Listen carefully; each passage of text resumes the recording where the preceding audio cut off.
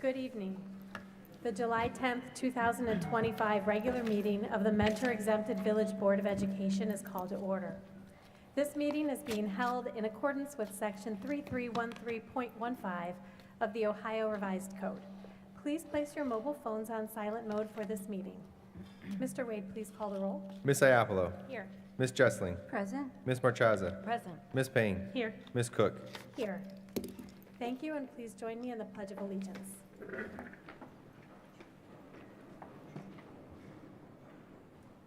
I pledge allegiance to the flag of the United States of America and to the republic for which it stands, one nation under God, indivisible, with liberty and justice for all.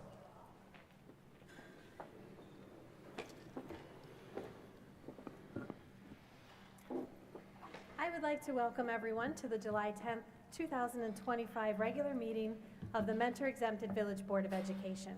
Prior to this evening, each board member has received for their review and consideration the agenda and materials associated with each agenda item for the board's approval via the district's paperless Board of Education agenda system, Board Docs. The public can access the agenda through the school district's website, and the agenda was available through the district's website for public viewing the Monday prior to this board meeting. Board members have the opportunity to call the superintendent and chief financial officer for information concerning agenda items and to request, if needed, additional information. There are two places on the agenda when the board entertains comments from the community. The first hearing of the public is dedicated to those who wish to address the board on agenda items only. The second hearing of the public is dedicated to those who wish to address the board on any subject, whether it be an item on the agenda or another topic. To participate in the hearing of the public section, interested speakers must sign up prior to the start of this meeting, and sign-ups are available online through the school district's website or on-site prior to the start of the meeting. You will be called to the microphone when it is your turn to speak, and at that time we ask that you please state your name and address questions to the board president. Each person may speak only once per segment, and comments are limited to 3 minutes. The purpose of the hearing of the public is for our community members to address the board. The board continues to welcome feedback from the community as an important component to conducting business. This is an information gathering opportunity for the board and administration so that we can best serve our community. If at the end of the public participation we do not make a statement, please know that this does not demonstrate a lack of care for comments shared by our community. Rather, we want to be thoughtful in our approach, and we will provide a response in a timely manner when appropriate. In an effort to maintain an orderly meeting based on Ohio Revised Code 2917.12 and Board Policy 0169.1, any person doing any act which obstructs or interferes with the conduct or orderly progress of the board meeting will be warned and/or removed from the meeting. This meeting is being shown live and can be viewed on demand on our YouTube channel, Cardinal TV Mentor, Ohio. Thank you. Madam President, I move that our meeting this evening adjourn at 8 p.m. for the public portion of the meeting so that we have adequate time for our executive session. To clarify, would that be the entire meeting, or would we then go into, so all of the public comments would be done at that point, or? Right, we would need to allow time based on what Mr. Wade has for our speakers who've asked to be heard, that we allow time for that so that our public portion of our meeting this evening is completed at 8 p.m. Okay, I have a motion to end the public part of the meeting tonight by 8 p.m. Do I have a second? I'll second that. It's worth a shot to give us a deadline to wrap up our discussions. Okay, is there any discussion?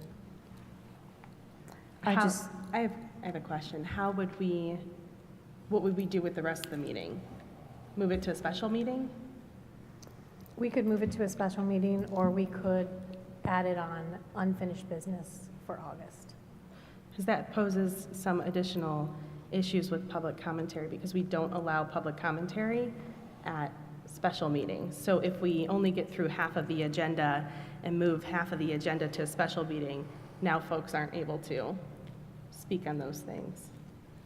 Could we move business to the next regular meeting so that we could enable that? We could do that as well. Wouldn't that, though, continue kind of kicking the can down the road then? Like if we have a lot now, and then if we have a lot at the next meeting, and then we add whatever we don't get to the next meeting, I do think we would need special meetings in between. I don't know. I mean, I think it's worth a shot. Another option that we could do is we could suspend this rule if we get to a point where we feel like we just want to continue the meeting. We can aim for it, and then we can try to, if we need to suspend it later throughout the meeting, we could suspend the rule. Yeah. Again, I don't think this is a big agenda, and I think all it is like Mrs. Payne said, kicking the can. We just discussed this meeting efficiency, and there were numerous ways that we could have whittled down our meetings to get out of here earlier, and but it can't come at the expense of board business. So I'm not, I'm all for making adjustments to things on the agenda that are not board business, but this is our only time to talk, and so if we have to keep kicking it, that's going to affect our conversations, and it's going to affect public commentary, so. I think in the interest of meeting efficiency, the fact that historically, when we've done an executive session that included a review of the performance of a public official, that the amount of time that's needed is such that it's reasonable, I think, to allow that time to begin at a reasonable hour. And so I thought 8 p.m. seemed like a reasonable compromise, and we could postpone anything that wasn't covered here at our next, to our next meeting. It could be the public meeting in August, and that would allow folks to speak. I know we talked about this previously at the last meeting, that I had proposed moving the superintendent's review to a special meeting and backing it up with a meeting about bullying and discipline. And then I believe the majority of the board did not support that, so that's why we have this agenda tonight with the review at the end. I would love to have that moved to a special meeting, and also a special meeting that we can really address bullying and discipline. Well, my understanding was that that wasn't off the table, that we all did support that, but we couldn't find a time to meet before August. We had a couple dates, and we weren't all available. And so we were going to try to get through everything here, and then and my understanding is there would be a meeting in August to discuss those. I just think it's I think it's silly to cut out the public part of the meeting when the executive session, the public doesn't get to be in that. So I feel like if anything should be moved, it should be the executive session, because the public is here tonight and they want to hear the discussion on the portion that they're able to speak to and see. So. Sure. Could we just all aim to run this meeting efficiently tonight and move through we'll aim for 8 and...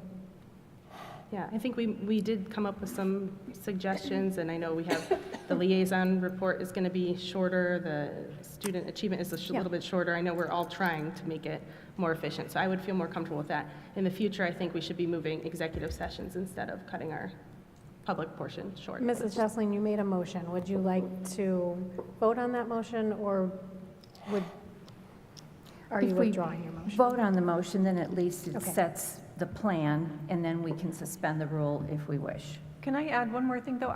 Just so I'm understanding, we're not cutting public comment, right? No. No, okay. I just wanted to make sure I understood. Thank you. Yeah, no, I wasn't saying we were cutting public comment. I'm saying the portion of the meeting where the public gets to hear, they don't get to hear executive session. So if anything should be moved, it should be the executive session, and we should fulfill our duty to the public, because we put out our sunshine notice and told them we're going to talk about this stuff tonight, so. Sure. Okay, I have a motion and a second. Could you please call the roll, Mr. Wade? Ms. Jessling, Yes.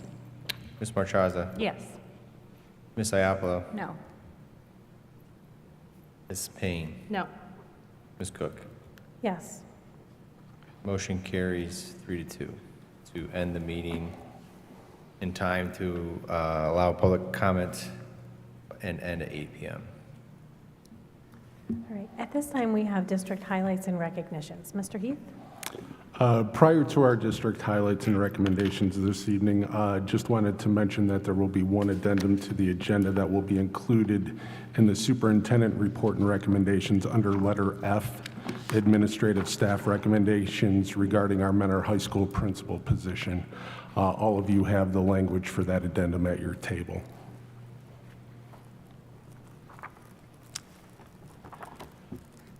Good evening, Madam President, members of the board, and Mr. Wade. Tonight we are recognizing several students for their outstanding achievements. The first group being recognized is our career technical education students who qualified for the state competition. I'd like to invite Dr. Joe Glavin to the podium to begin the presentations this evening.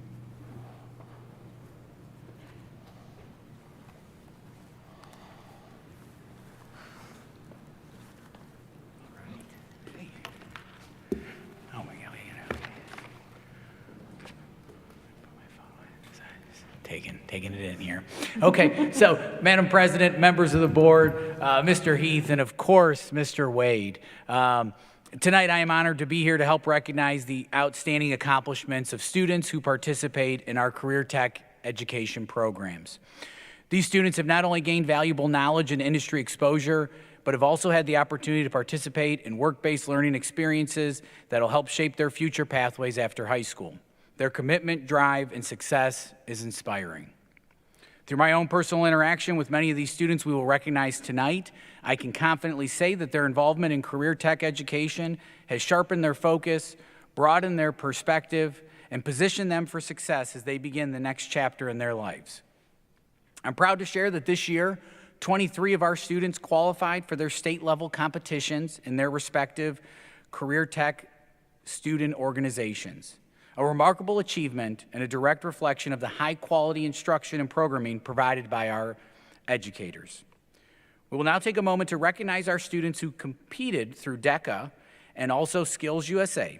I kindly ask that we please hold our applause until all students from each organization have been recognized, but obviously if people applause, that's never terrible either. So, I'm going to start with our DECA students. These are students that are represented from our marketing and business administration programs, and they participated in the DECA state competition. Several of them earned top honors and qualified for the International Career Development Conference, which on the good news for them was in Orlando, Florida, and they participated, and it was wonderful for some of them. So the first people that I have coming up, I'll be honest, I'm gonna have to figure out, I don't know what order these guys are on, these certificates.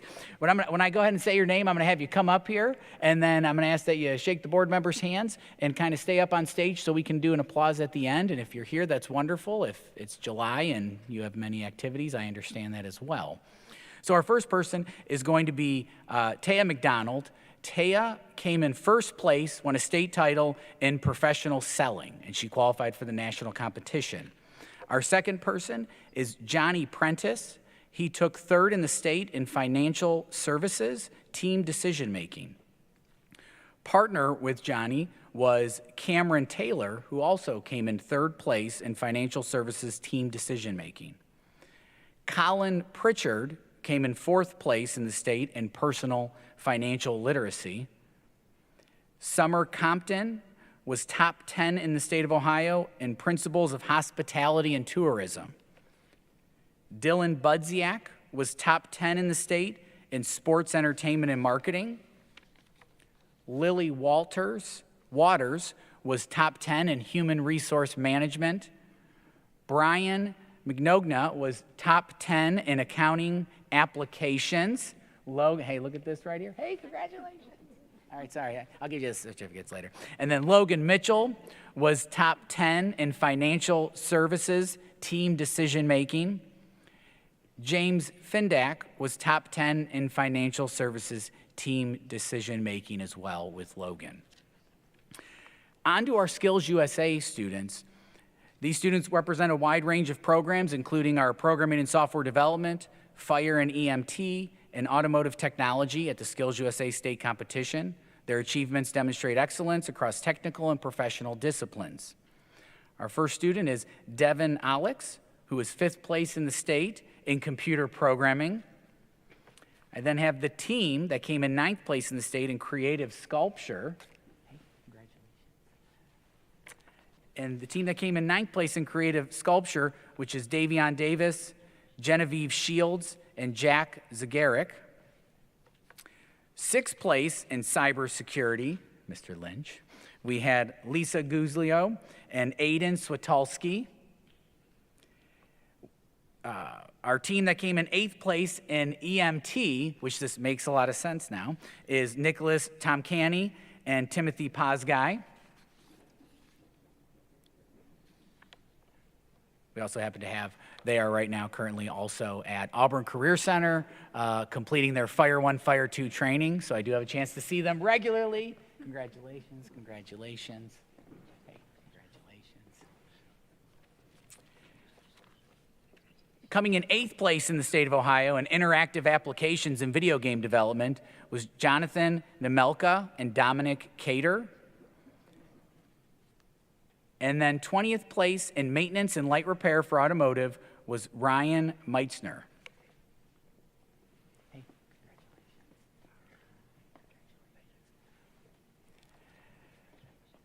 please join me in congratulating our Skills USA and DECA competitors on a job well done.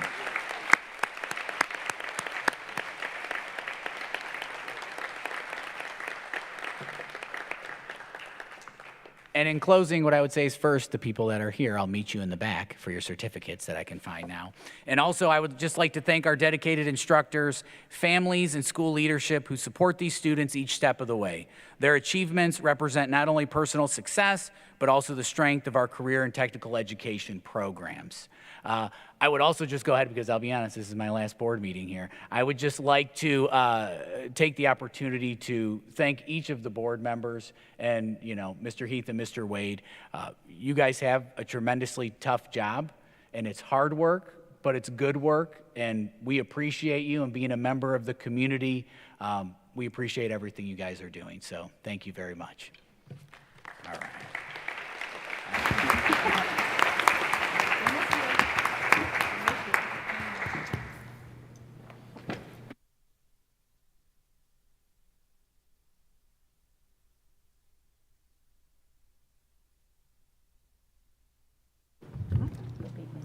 Thanks, Paul.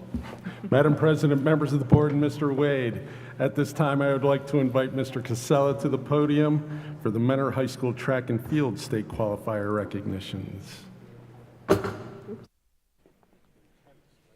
Yes. Madam President, members of the board, Mr. Heath and Mr. Wade, it's my pleasure to be here tonight to introduce and recognize members of our spring sports teams for qualifying for OHSAA state tournaments. Even though the crazy spring weather and outstanding competition, these student athletes persevered and competed at the highest level of competition in their sport. First, I'd like to recognize a member of our boys tennis team. I would ask Theodore Vagno and head coach John Sturmack to join me here at the podium.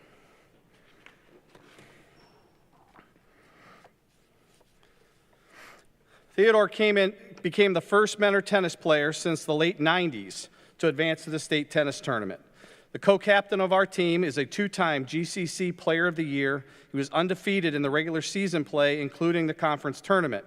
He was sectional tournament champion and during a 3+ hour match in very high humidity and hot weather. He eventually lost in the state tournament to the state runner-up. Theodore is a true student of the game and a great example of sportsmanship. Congratulations, Theodore. Thank you. Thank you.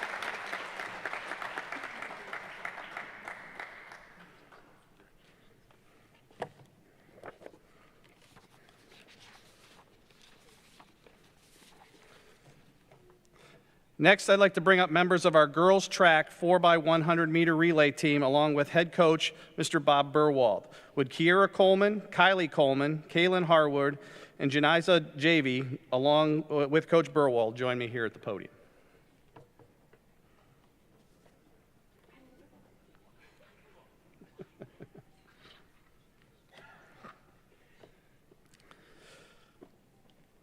This group of young ladies broke a 21-year school record and then reset that record 3 times during the season.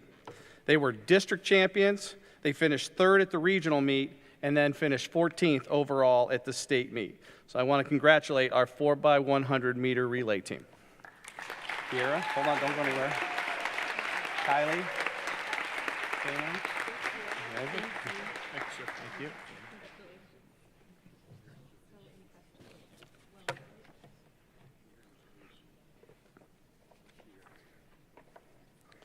Finally, I'd like to bring up members of our boys track and field team, along with head coach Mr. Bill Dennison, with Dominic Burns, Billy Dennison, Robert Knutson, Michael Maynard, Matthew Penkowski, and Aiden Shields join me here at the podium.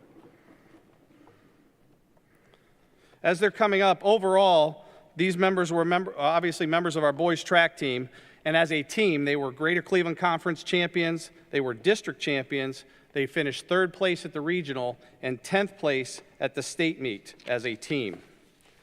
Individually, first of all, we have Dominic Burns, who qualified for the state meet in the 110 high hurdles. We had Robert Knutson, who qualified for the state meet in the pole vault. Then we had our 4x800 meter relay team of Matthew Penkowski, Michael Maynard, Billy Dennison, and Aiden Shields, who set a school and area record of 742, leading them to conference champions, to become district champions, regional champions, and then finish 4th overall at the state meet. Matthew Penkowski, as an individual, was Greater Cleveland Conference and district champion in the mile and finished 8th at the state meet in the mile. Aiden Shields broke the school record from 1975 and an area record from 1974 in the 800 meter. He was Greater Cleveland Conference district regional champion and was state runner-up in the 800 meter. And then Billy Dennison broke the school record in the 2 mile from 1981. He was Greater Cleveland Conference and district champion and finished 8th in the state in the 2 mile. A fantastic season by our boys track team. Congratulations.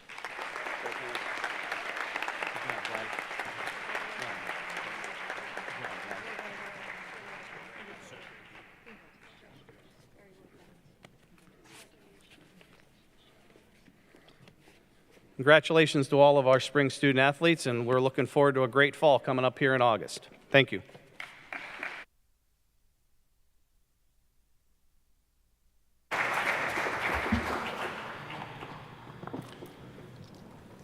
Madam President, members of the board, and Mr. Wade, at this time I would like to invite Tim Hammond to the stage.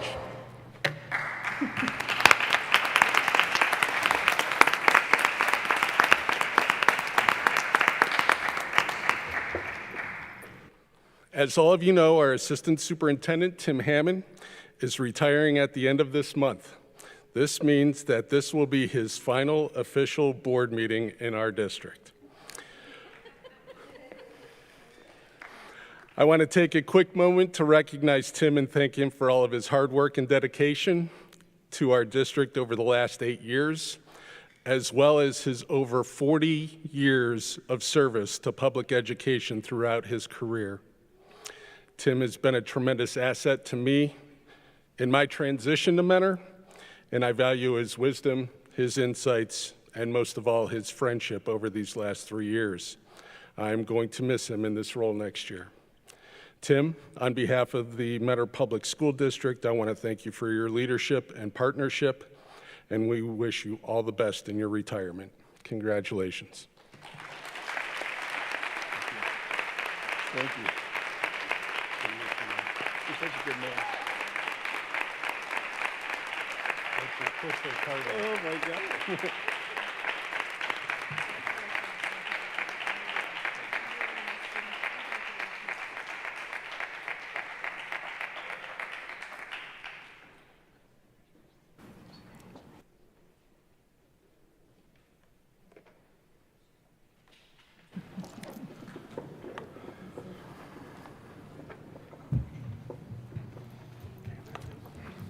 Next, we have approval of the minutes. Do I have a motion? So moved. Second? Is there any discussion? I had just a little bit of discussion. I just have a note. There was some discussion that I felt like was missing in the meeting minutes. The meeting minutes, they're not wrong, but I wanted to reiterate for the record the additional discussion that was had that seemed to be a little bit omitted from the minutes. So during the regular May meeting, Rose and I moved to postpone the vote on the MTA and MCE contracts until after our budget was finalized with the state on July 1st. While the motion didn't pass, we were outvoted 3-2.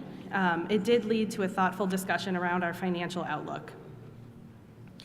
We were clear in our remarks at the meeting that the vote and postponement was in no way a reflection of diminished support for our teachers and our staff. I personally supported the MTA and MCE contracts wholeheartedly in previous years, and I continue to value the incredible work of our educators. Our motion stemmed from financial responsibility out of concern for the constraints of our current budget and awareness of how our decisions may be perceived by the public. We acknowledged that while short-term savings were anticipated over the next few years, it was also pointed out that deficit spending could return in subsequent years. So that's an important part of the broader picture that we were bringing up at the May regular meeting. These two decisions, there was a resolution advocating against House Bill 96, which could have potentially resulted, House Bill 96 could have resulted in a $12 million loss in funding, and the approval of raises, they were made during the same meeting. Rose and I noted in our conversation that should that loss materialize, we may need to seek even greater savings than what we were projecting with the contracts, and that the risk of returning to deficit spending still does remain a real concern for the years ahead. Although these points were part of the recorded meeting, they're available on Cardinal YouTube channel and in the video. They didn't appear in the minutes. I'm just going to share it today just to provide a more complete account. I'm not asking for the meeting minutes to be updated, but just to kind of get a clearer picture. So to be clear, you don't want anything changed? It's okay. I mean, it's all in the video, but I just wanted to clarify since some of it was omitted. Thank you. Please call the roll. Ms. Marchaza? Yes. Ms. Jessling? Yes. Ms. Iapolo? Yes. Ms. Payne? Yes. Ms. Cook? Yes. Motion carries 5-0. Next, we have hearing of the public on agenda items only. Our first speaker is Susan Sednick.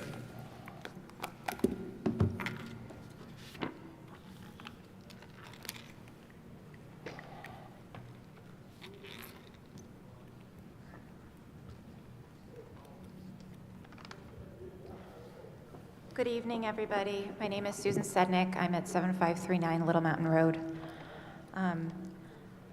Almost 3 years ago to the day, Annie recommended that the board employ student resource officers at Mentor Public Schools. Despite reluctance and deliberate pushback from Maggie and Ginny, we finally now have an SRO contract with the Mentor Police Department for retired officers. This is excellent news, and so thank you very much, Annie. I'm also grateful to the Mentor PD for their willingness to do this for the safety of our students, so thank you to you as well. Additional thanks also to Riverside Schools as well, because we have modeled our contract after their own, which was written largely by Deputy Chief Robert Izzo, who will, God willing, be on the school board soon. I look forward to the new school year, and I hope this is the year that we can clean up the school libraries. Thank you. Thank you. Our next speaker is John Sanford.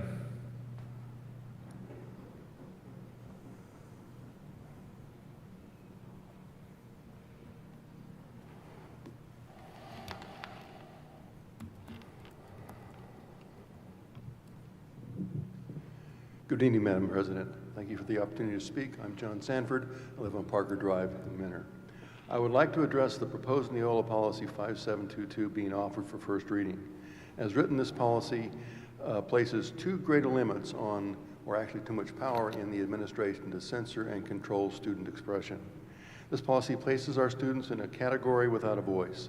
The goal of a student publication and creative expression should be to help students develop critical thought and communication skills. As written, this policy allows the administration to quash any evidence of critical thought if they don't agree with it. We must remember that the best educational experience often comes from making mistakes. Within this policy, students are denied the opportunity, since the only mistake they can make is to offend on administration. Having worked in administration, I recognize the various problems involved in giving full voice to students.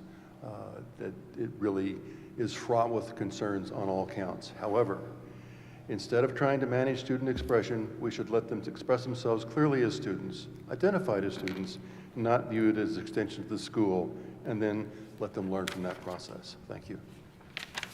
Thank you. Our last speaker is Jennifer Hurlad.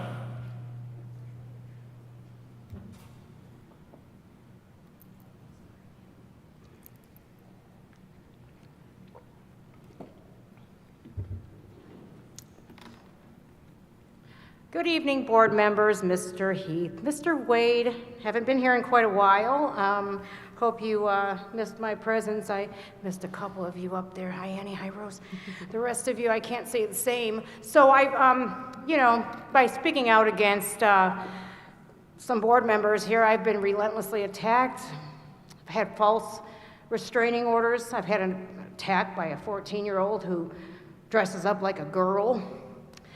I paid her mortgage off, and I pay her property taxes, and I was just like, why would Mentor schools be asking for a new levy for more money when you get 60% of every property in Mentor for the Mentor schools? I pay the property tax bill. I see where this money goes.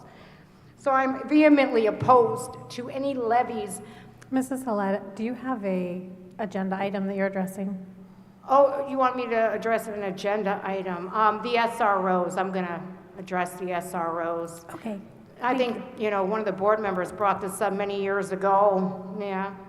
Unlike Annie, you don't listen to us either. So I don't understand if you're not gonna listen to your fellow board members, or hell, your community members, what makes you think that this community is gonna pass a levy for you? You didn't listen to us Mrs. when we Haled, asked you. we do I'm not- speaking. Please do sorry. not cut me off, ma'am. Ma'am. I'm speaking. We do I not am have a levy. speaking. We do not I have a am levy on the speaking. agenda. Is that what? We do not have a levy on the agenda. Mrs. Haled, please, you may speak. I'm sorry. We need to have this woman removed. I'm sorry. You You didn't listen when we told you to keep the boys out of the girls' bathrooms. You didn't listen at all when we told you to keep the sexuality. You are obstructing the orderly progress of a board meeting. You're a word. I don't care what you say. You ain't gonna take my freedom of speech away. No, she's a goddamn fascist. You're a fucking fascist, Maggie. And this is free speech.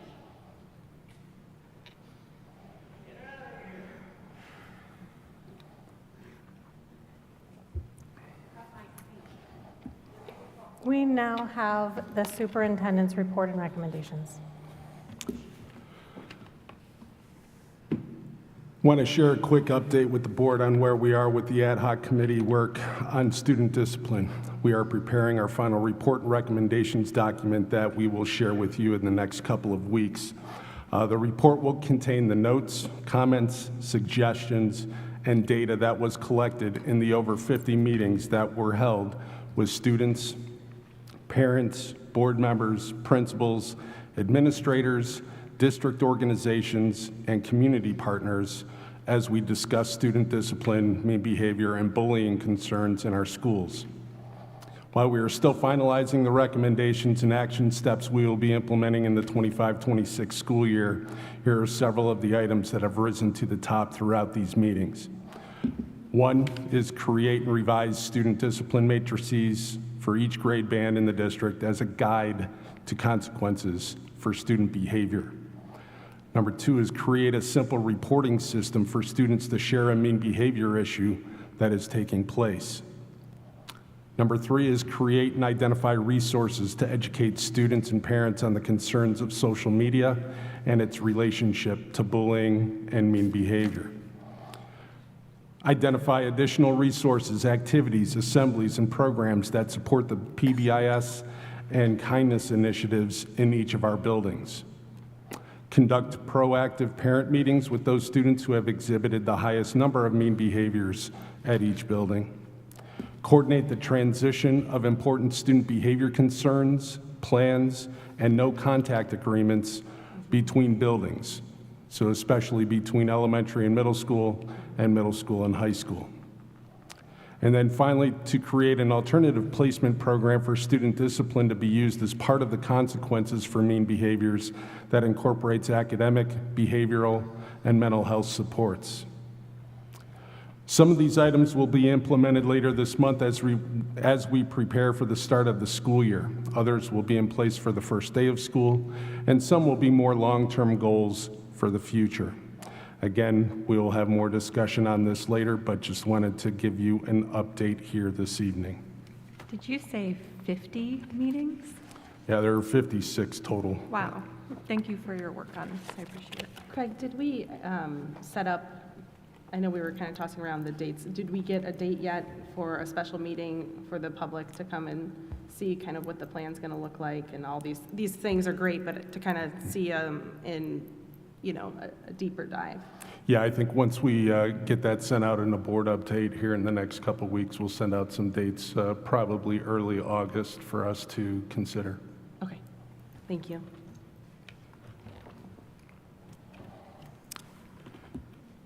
Madam President, members of the board, and Mr. Wade, I have the following recommendations listed under the consent agenda and recommend approval of items 6A1 and 6A2. So moved. Second. Who was the first? Me. Thanks.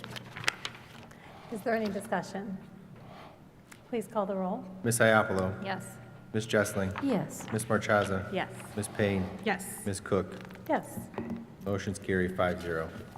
Madam President, members of the board, and Mr. Wade, I am recommending approval of the resolution to accept and approve the Mentor High School graduating class of 2025. So moved. Second. Is there any discussion? Mr. Wade, please call the roll. Ms. Payne. Yes. Ms. Jessling. Yes. Ms. Iapolo. Yes. Ms. Marchaza. Yes. Ms. Cook. Yes. Motion carries 5-0. Madam President, members of the board, and Mr. Wade, I am recommending the approval of the 25-26 parent-student handbooks for the preschool, the elementary schools, the middle schools, and the high school. So moved? Second. Is there any discussion?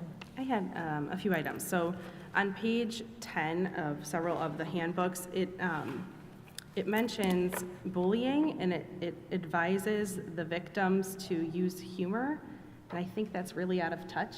I don't know if that's something that we can look at, and I don't feel comfortable with that going out to parents and them seeing that we're suggesting to use humor during bullying, because if it's meeting the definition of bullying for Ohio Revised Code, we know that it's consistent and it's persistent and it's been happening several times. So I don't think humor is appropriate in that situation.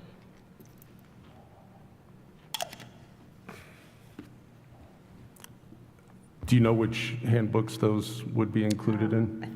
I want to say it's in almost all of them except for Garfield. All three levels? I think so. So would you Was just like page to 10. motion to strike that? Yeah, I would humor like in to any- motion to strike that language. In any of the handbooks that it's Yeah, contained in? and any and all handbooks that have that in there. I'll second that. Any discussion on that? Could you call the roll for that motion? Mrs. Iapolo seconded. Yeah, I just trying to figure out the best way to coordinate this.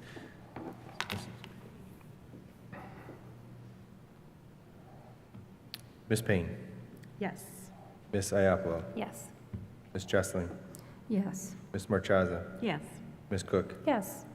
The motion to strike any and all use of humor related to bullying language in all three levels of all, in any handbook is approved, 5-0. Thank you. I had a couple other things.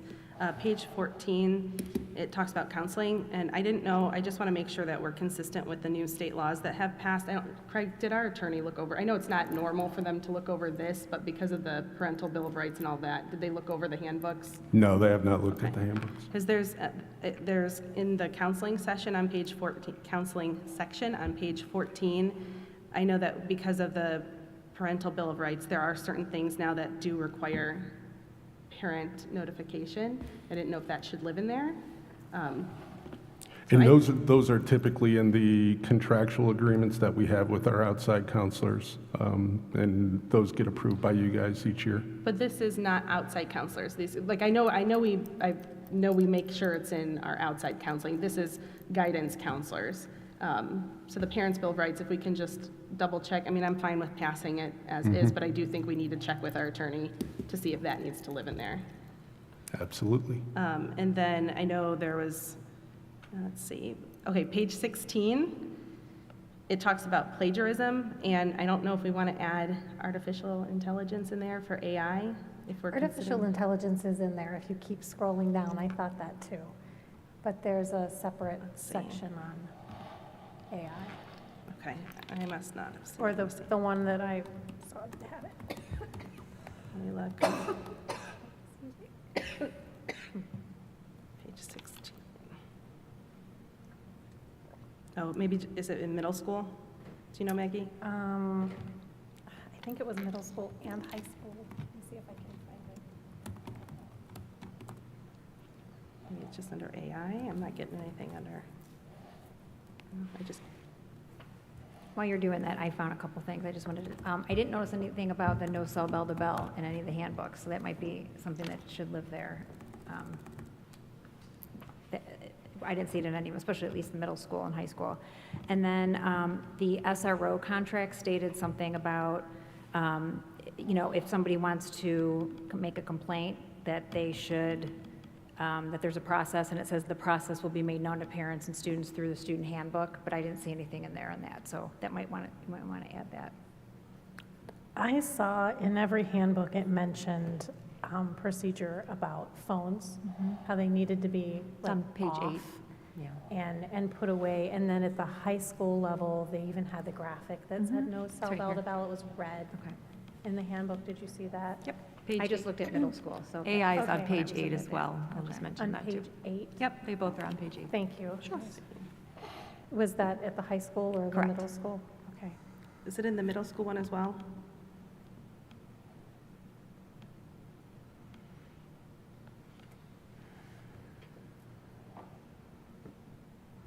Because we're probably not so worried about it in elementary school, but but middle school, the kids are smart. They could use it.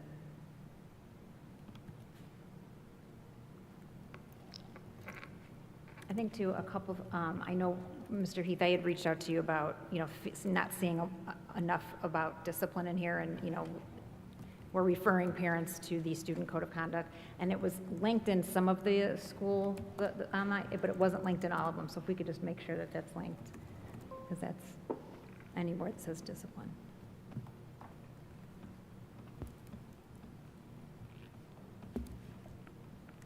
There are so, there are so many different, and I just want to make sure that we've got it. Was that in all three levels Did you see it too, at the high Rose? school now, Mrs. Payne? I see it at the high school, but not at the middle school. Which one? The code of link- conduct I links? noticed Not it, I think searching. Hopkins did have it linked, but I can't I do remember which artificial, nothing elementary comes didn't have back. it linked. I'll double check them all. Yeah. I don't remember if it was at the middle school. I remember seeing it at the high school. Can anybody else search the my computer's going really slow. Can anybody else search the document for artificial, see if it has it in there? Can we just have it looked at, and then we can, just for the sake of, Or if you, yeah, Yes, you could just, yeah. if you could just make sure, Craig, that it's somewhere in there for all of them. So if it's not in the middle school, we would like it, Just, yeah. just what you see Mirror at the high whatever's school, at the high just school. add it over there. And then under, there is, the last thing I have, there, under the book checkout, it goes over that parents can opt in, which is great, to receiving a notification for their child for their book or approving it. But this is also a question for our attorney. I didn't know with the Parents' Bill of Rights, there are certain subjects now, if they're in the books, that have to be ran by the parents. So I didn't see that verbiage in there. If we can just double check with our attorney and see if that needs to live in there as well. And that's all I had. Is that under the library section, Amy? Yeah, yep.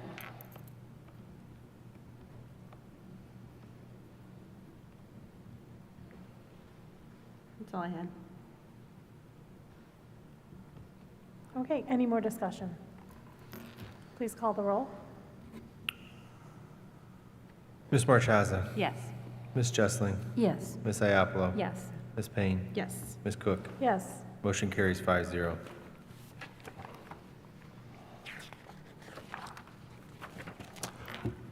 Madam President, members of the board, and Mr. Wade, I am recommending approval of the addendum to the 25-26 service agreement with the ESC of the Western Reserve. So moved. Second. Any discussion? Please call the roll. Ms. Marchaza, Yes. Ms. Jessling, Yes. Ms. Iapolo, Yes, but I motioned for that Yeah, one. I didn't motion. That's okay. sorry. Ms. Payne, Yes. Ms. Cook, Yes. motion carries 5-0.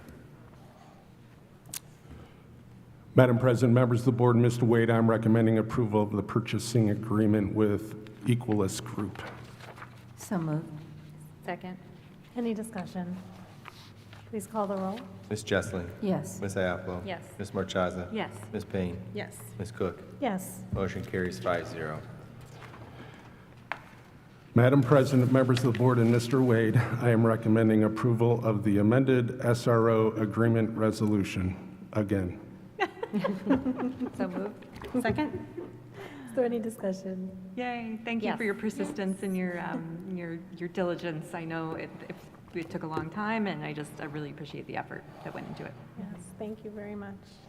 Yes, I just want to thank, everybody, there were so many people that were part of this, but I do want to thank Annie. I remember sitting here at one of my first board meetings, and the resolution for staff to be trained and carry was voted down, but when you brought up hey, how about if there's not enough officers, well, why don't we bring in retired? And so I was, as a parent, was very happy to see that suggestion, so thank you for researching other districts and bringing that to the board.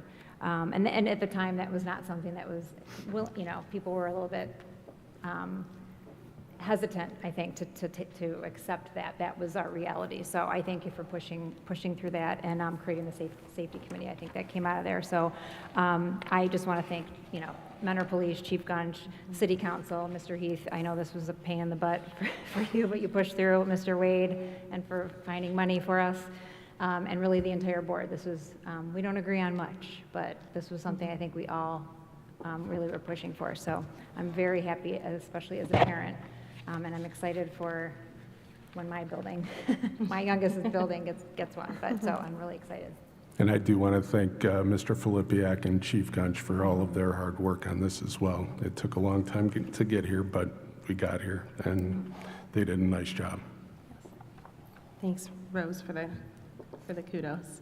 While I may have initiated that suggestion to hire, retired police officers, and my initial model, the only model that I knew of was Beechwood, I think it wouldn't have happened, obviously, without the whole board's support, without, our superintendent, without all the people that everybody mentioned, Mentor Police Department, Chief Gunch. There's one person that I've been forgetting to thank, and I went back and looked at board updates from when I suggested it, and then a few days after in that Friday's board update, and then the board updates from then. And at that point, we had a different superintendent, which was Mr. Bill Porter, who's one of our principals now over at the elementary school. But he really took my suggestion and ran with it. He did a lot of the investigative legwork, and then found, later on that Riverside had something they were working on too. So he really did a lot of it, and I've been missing the opportunity. When I looked back at it, I was like, oh gosh, we've been missing to thank him too for all of his work. So I'm very thankful to him as well. Great. I'm pleased to have it on. Finally have an agreement, and thanking the city for their cooperation too. All right. Please call the roll. Ms. Marchaza, Yes. Ms. Payne, Yes. Ms. Iapolo, Yes, Ms. Jessling, Yes. Ms. Cook, Yes. motion carries 5-0. I motioned for that, though. I know, I'm sorry, I'm not talking into the microphone.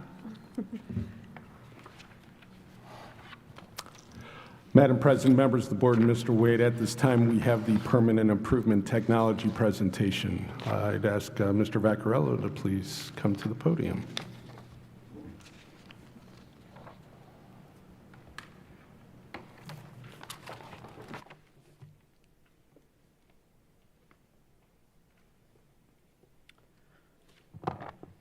Madam President, members of the board, Mr. Heath and Mr. Wade, tonight I want to show you a little bit of what we've been doing this summer, what we did last summer, and what we have planned pending approval for the next 5 years for capital improvements in the Mentor District. So last year was the first year of the 3-year project to replace the doors and windows at Mentor High School. Last year, excuse me. Last year, about a third of the doors and windows were replaced. This first slide shows the before and the after. Before is on the left and after is on the right. We got rid of all the stone siding. And then we have a picture of both after and before, left to right. That's where the project ended last year and began this year. We also finished the second half of renovating the interior of Fairfax Elementary.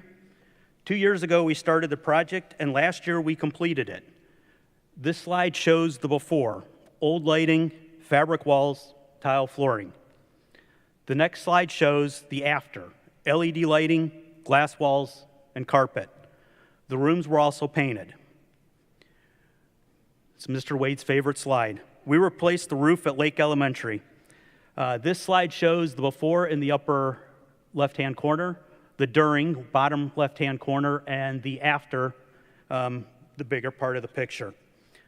Finally, we paved most of Shore Middle School's parking lot. I don't have a picture of that. So the other project completed last year was the CARES House. This was not funded through the Capital Improvement Plan, but was instead funded by CARES funds.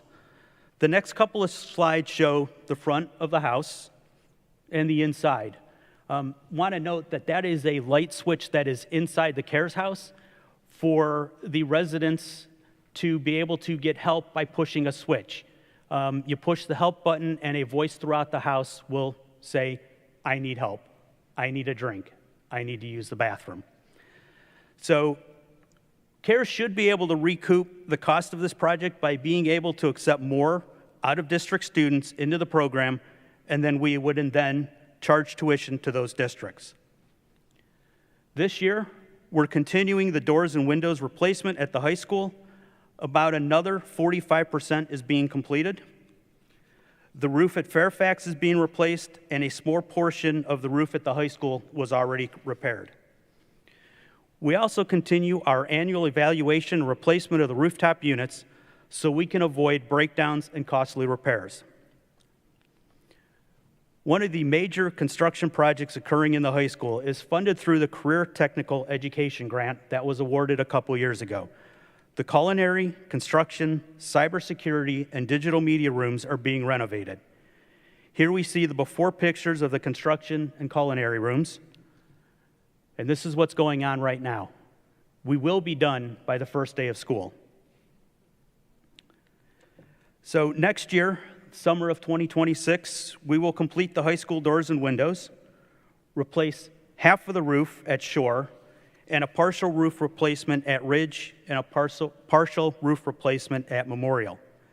We'd already done major roof replacements at both Ridge and Memorial, and these are just additional areas that need attention. The elevators at the high school and Shore will be replaced, along with paving and concrete work. On an annual basis, we will look at the funds available and determine the greatest need for paving and concrete. Summer of 2027 will see the completion of the Shore roof, continued replacement of rooftop units, and more paving and concrete repairs.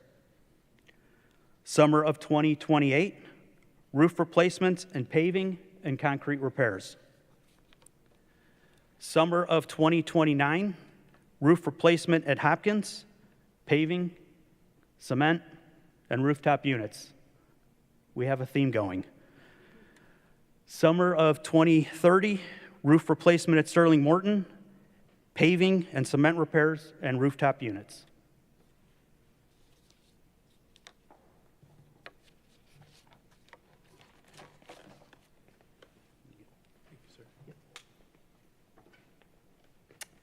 Would like to continue the conversation and talk about our 5-year technology plan as well as our furniture plan. So, Madam President, members of the board, Mr. Heath and Mr. Wade, I always appreciate the opportunity to share some of the great things that we have going on in the district, all things around technology. We kind of follow Mr. Wade's lead on this and also have our own themes around our technology plan. First and foremost is fiscal responsibility. maximizing the life of the devices, making sure that we're not holding on to the hardware too long, and consistent and quick IT support for staff, students, and parents. We are able to do this with a great team of 10 people in our IT department that work diligently every day to make sure these things happen. So looking at the 5-year plan, I have a couple of things highlighted that I would like to point out. The first thing is the sellback prices for the MacBooks and the iPads. This caused us to make some extensive changes in our plan about 3 years ago. Soon after COVID, there was an influx of devices throughout the country, and so we were no longer getting the $250 to $300 sellback prices for MacBooks. And so we had to make a change to our plan with regards to having MacBooks at 9 through 12. Making this change, we had collected our last group of MacBooks from this year's seniors, and we will be going out to auction to sell those. And so we are now located at the bottom of the slide, K3, iPads, and 4 through 12 Chromebooks for the district. The other thing I'd like to point out is over in the left-hand column, the two items that are green. The first one is you'll see the highest projection for the 5 years is next year, 2026-27, and that is because we will be replacing access switches and wireless APs. This is the infrastructure of technology in our district, the largest expense, and you have to do those things in order for them to work well. You have to do them together. And so we try to stretch this out as long as we can. I would say that this is probably one of the few pieces of tech equipment that we don't put on a 5-year cycle. We actually try to extend those out to 7, 8, maybe even 9 years. And we do that because of the cost, but also because we still believe we are fine in the position that we are having the equipment that we have. So you'll see that increase, as well as from last year when I presented to this year, the IT department took on just not only the budgeting, but also the assistance of making sure all of the phone system is in good shape. So we took on that role since last year's presentation, and so you'll see a slight increase of $150,000 to update the system in 27-28.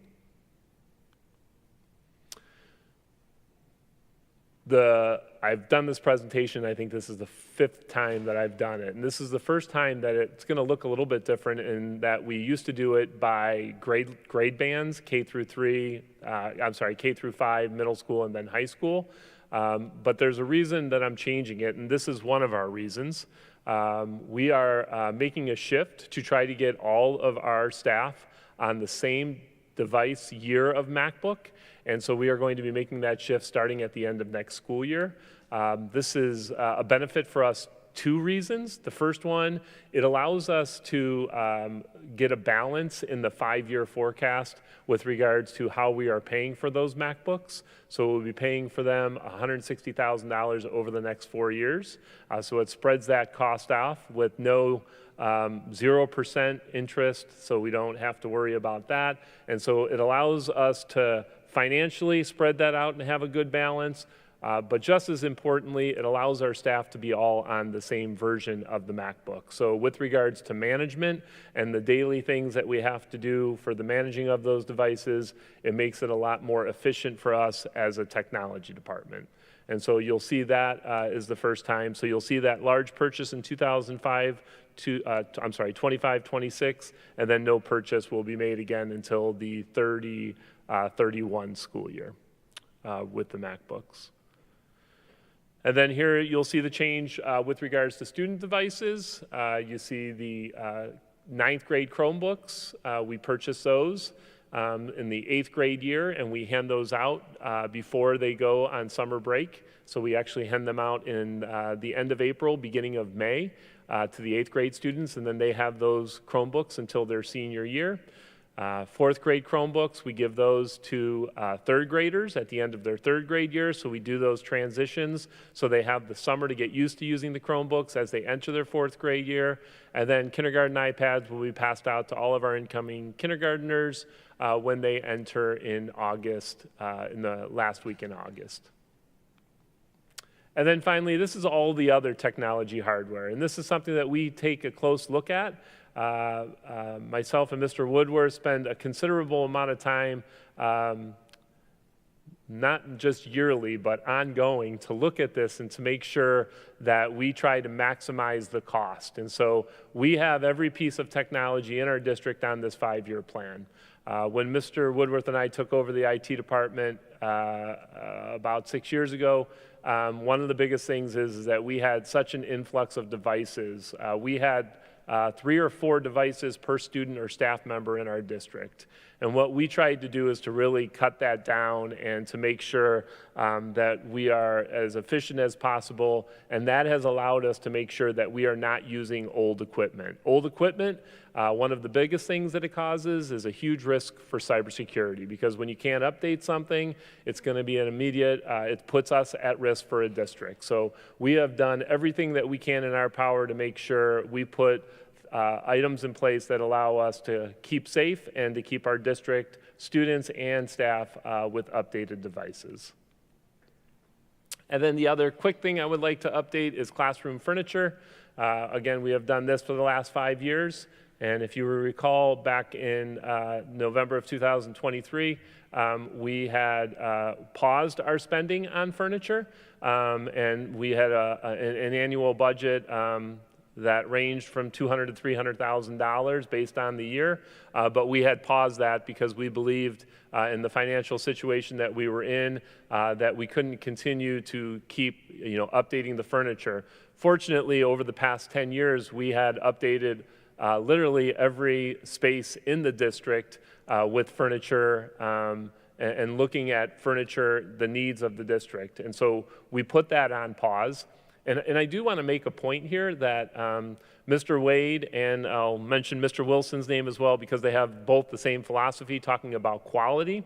I think an excellent example is here, in that starting in 2013 and 14, when we started making those renovations, we really looked for furniture that had high quality and that also companies that stood behind their product.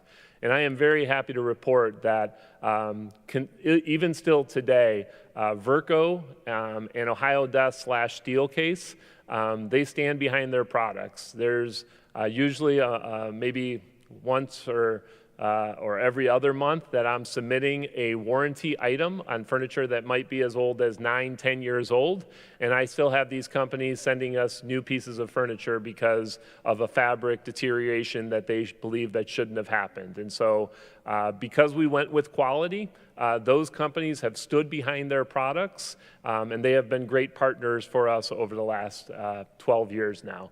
And so that has allowed us to pause this spending with still, and please do walk around the district, I still feel like so much of this furniture looks brand new. And so that's a tribute to our custodians who do an awesome job. It's a tribute to our teachers who emphasize to our students, and it's a tribute to our students who, when we give them nice things, they take care of it. So we really appreciate that. So at this time, both Mr. Vaccarello and myself would be happy to take any questions. Mr. Vaccarello said he didn't have a picture of Shore's refurbished parking lot. I can speak to that, and it's great. Very good, that's good. I have a question that might be a little unrelated. In reference to the technology, I know we've heard in the past from just a few complaints about like technology use in elementary school. Have we ever sent out a survey to parents or even to the teachers to say, like, what do you feel, the use is, whether it's good or whether it's too much or not enough or anything like Sure. that? Yeah, I think over the years we've sent out a number of different surveys Like that. that is trying to keep things up to date. We could always do another one, but we're always taking that feedback in and trying to find the right balance.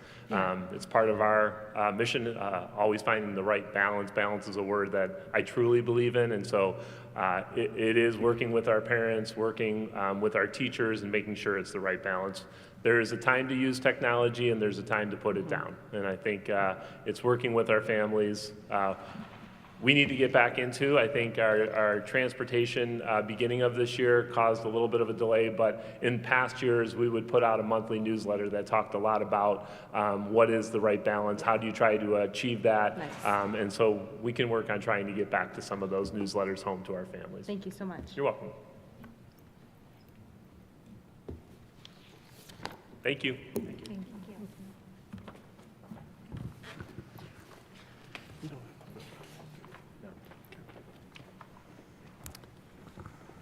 Madam President, members of the board, and Mr. Wade, I'm recommending approval of agenda item C1 related to certified personnel and C2 through C5, all related to human resource matters. So moved. Second? Is there any discussion? Please call the roll. Ms. Jessling. Yes. Ms. Marchaza. Yes. Ms. Iapolo. Yes. Ms. Payne. Yes. Ms. Cook. Yes. Motion's carried 5-0. I'm also recommending approval of agenda item D related to exempt staff. So moved. Second. Any discussion? I wanted to touch base on this, since there's still some uncertainty surrounding the state budget, but we do now have the clarity at the state level, which significantly changes the position that I know Rose and I were in when we tried to postpone the MTA and MCE contract because we were at risk of losing $12 million. So, we were facing that risk, but with the finalized budget confirming that we're not at risk of losing that money anymore, I feel confident in supporting this adjustment. I do know that, while we are supporting this, or while I'm supporting this, at the same time, we do still need to stay fiscally cautious, which I think we're doing, because there is growing attention on property taxes right now. So I just want to make sure that we kind of keep our eye on it. I do think we have been, and we're doing a good job of that, but I just wanted to say I would be supporting this tonight and explain why. Thank you, and I'll echo your words because since we're on a time crunch, I'm not going to expand, but yes, thank you for putting it that way. Is there any more discussion? Please call the roll. Ms. Payne.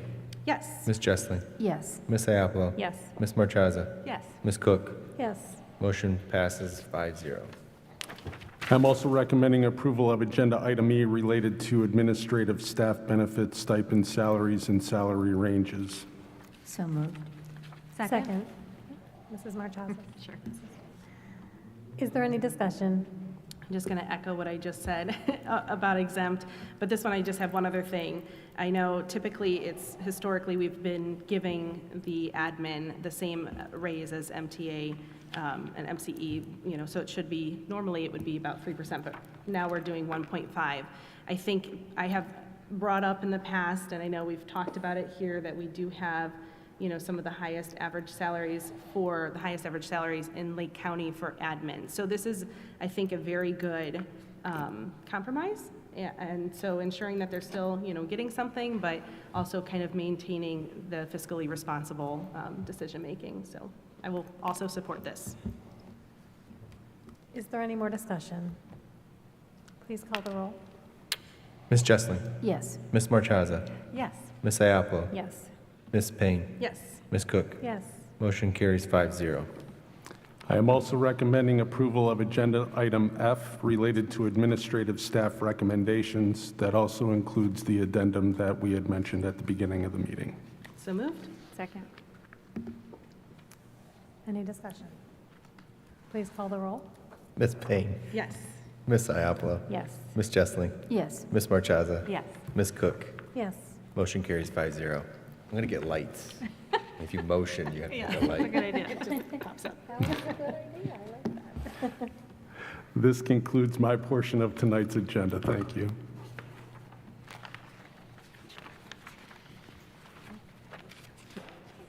Next, we have the Board of Education report and recommendation. The first item under board business is the first reading of policy 5722, which is school-sponsored publications and productions. And because this is a first reading, no vote is necessary. Is there any discussion? Madam President, I have a few things, if I may. Sure. Well, first I want to say thank you for taking the time to, take this policy back to a point where we can kind of revise it, play with it a little bit. So I'm glad for the conversation. It looks very similar to what we've previously had, so it's not too much of a departure, but there were a couple of things here. Well, for one, I think there was just an edit that I wanted to offer where I think we're missing a word. And this is where it says student expression relates to classrooms or educational settings not otherwise directly associated with school-sponsored student publications and productions. I think which is missing after productions are non-public forums. It does affect sort of the understanding, so I want to make sure that's the word that is indeed missing. Anyone following where I am? I'm not. Which paragraph are you in? I will tell you. Let me just pull it up again. I'm looking at my notes as opposed to being able to comment on the document.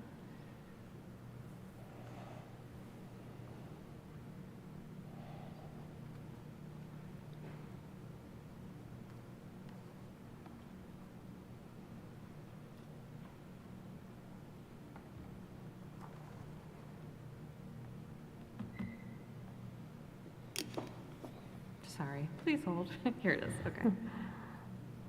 All right. Oh, this isn't the clean version, is it, Mr. Heath? That was in the attachments on the meeting? No, that's the edited version. So if you go to my Yeah, I'd board have to go to update, your- there's a clean version there that might be easier to look Yeah, at. probably so, you're right. All right, I can do that. Okay.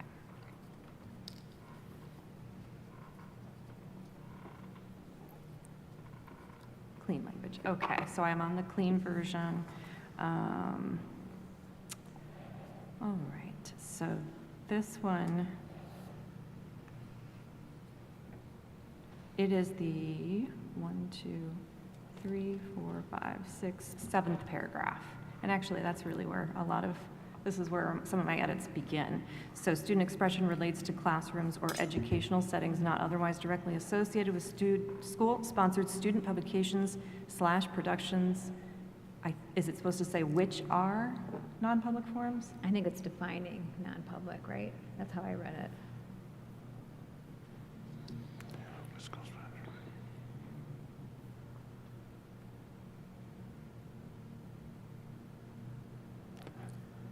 Are I'll non-public. check into that Okay. while you're talking about the Yeah, other yeah, thing, yeah. because I'll go back to the Sounds good. Neola template.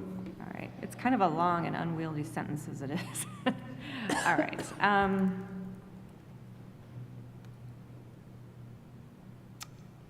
Okay, and now I've navigated away from my notes. Give me a moment. All right, here we go. Okay, so some of the other items I have are more, I would like to strike some of this. From what I understand, we see the removal of the prohibition around social media, right? Can you first talk us through how that will work going forward with that change? Yeah, just to kind of clarify, a lot of the changes that are being made in this policy are being recommended to clean up any of the confusion around the use of social media, especially as it relates to Cardinal Nation, which is our student newspaper. The one, I think the confusing part with some of this is Cardinal Nation is published through, they call it a content management system. It's called Flex Pro WordPress Theme, which is awesome. So that needs some editing. Yeah, well, they're language people. They love words. So that's one of the things that we're trying to do is kind of clean that up a little bit, just to make sure that we're reiterating that Cardinal Nation is not published through any social media platforms. It's actually housed in its own content management system. The other piece to this is, I know we had some questions around Cardinal Nation utilizing a Facebook, Twitter, X, whatever you want to call it, and an Instagram page. And we kind of looked into that a little bit more, and while there are no articles being published there, what those social media platforms are used for are to point people back to that content management system where the articles are published for them to read. So they'll make an announcement, hey, a new edition to Cardinal Nation is now published. It's an article on this, and then it points them back to that content management system. So what we're trying to do in the policy is just kind of clean up some of that language a little bit more. The other thing that we're trying to do here is make sure that because we are not going to be having both the Cardinal Nation extracurricular and we also have our new journalism course, and the journalism students are going to be preparing articles potentially for publication in this forum as well. So we want to make sure that this policy kind of points to both of those things as we're moving forward.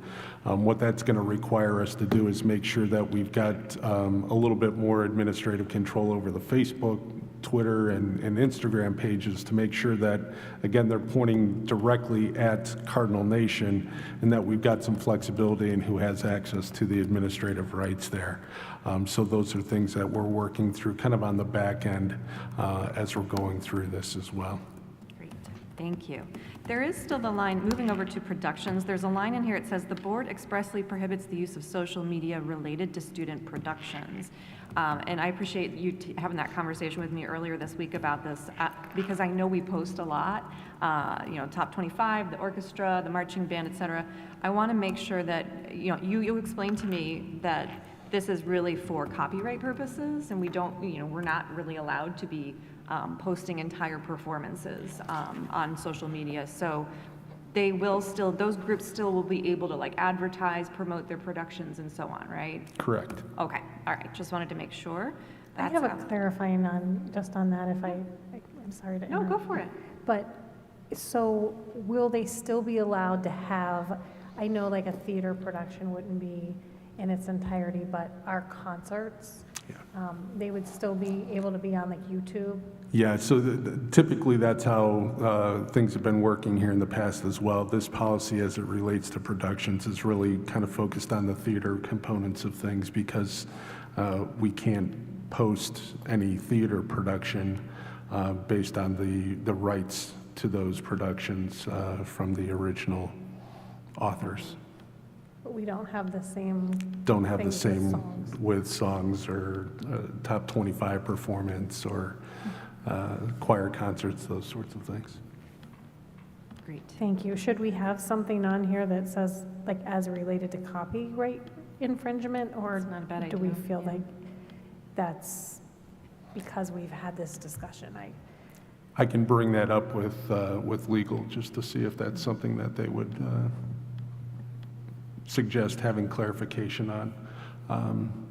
Typically, I haven't seen that in other districts' policies similar to this as we're doing some of the research for this update. But that's something that I can bring up in our next conversation with legal just to make sure that we get that concern expressed. Thank you. Thank you. All right, just a couple more things here from me. So going back to the journalism course in Cardinal Nation, it's sort of in that same paragraph, I think, that we were on earlier. I want to, it occurred to me that, we've never had a journalism course before. We're kind of moving into uncharted territory. And I worry about potential conflicts with the ability of student journalists to write and to express their opinions. And at the same time, I feel, we have to balance their safety and making sure that they're making wise choices and also learning from the process as well. So in order to kind of balance all of that, I think giving them a little bit of freedom to express themselves, to write their own views, to maybe even write persuasively, and for example, an editorial, I know that's come up in our conversations before. I wonder if there's a way to kind of rework some of this language a little bit. So, for example, when we're talking about restricting speech, let's see, let me try to find which paragraph we're in here. Let's see. It completely makes sense that we're going to restrict speech that is defamatory, libelous, obscene, harmful, etc. This is on the, let's see, which paragraph? 1, 2, 3, 4, 5, 6th paragraph. In the 6th paragraph, we're talking about, unprotected speech. Totally makes sense to restrict that. But then we move down to the next paragraph, and we talk about, as non-public forums, the content of such student expression can be regulated for legitimate pedagogical, school-related reasons. School administration shall routinely and systematically review, and if necessary, restrict the content of these students' expressions prior to publication or performance in a reasonable manner that is neutral as to the viewpoint of the speaker. And I wonder if this is an opportunity for us to, again, first of all, give clarity to the folks who are approving, so the administrators who are approving the language, but also kind of make this a more, make it feel less restrictive and more encouraging of students who are finding their own voices, for example. So I wonder if we could instead consider something like, student expression shall be guided by school administration when there are legitimate educational reasons to do so. Any review of content prior to publication or performance will be conducted in a reasonable and fair manner with an emphasis on supporting learning and maintaining a respectful school environment without favoring or disfavoring particular viewpoints. So does that make sense? Am I kind of getting across what I'm trying to say about finding that balance between, student-free expression as well as cultivating a learning environment with guidance by administration? Does that make sense to folks? Craig, I had a question on that. The majority of these changes are coming from legal's recommendation, is that right?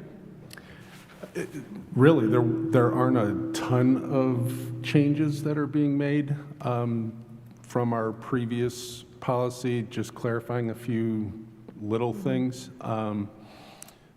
We did put this in front of legal. They made a couple of little tweaks, but that's been the extent of it. And those are in the edits that we included in the board agenda document. That specific paragraph that we're looking at, is that part of the Neola template approved by their attorneys? Yes.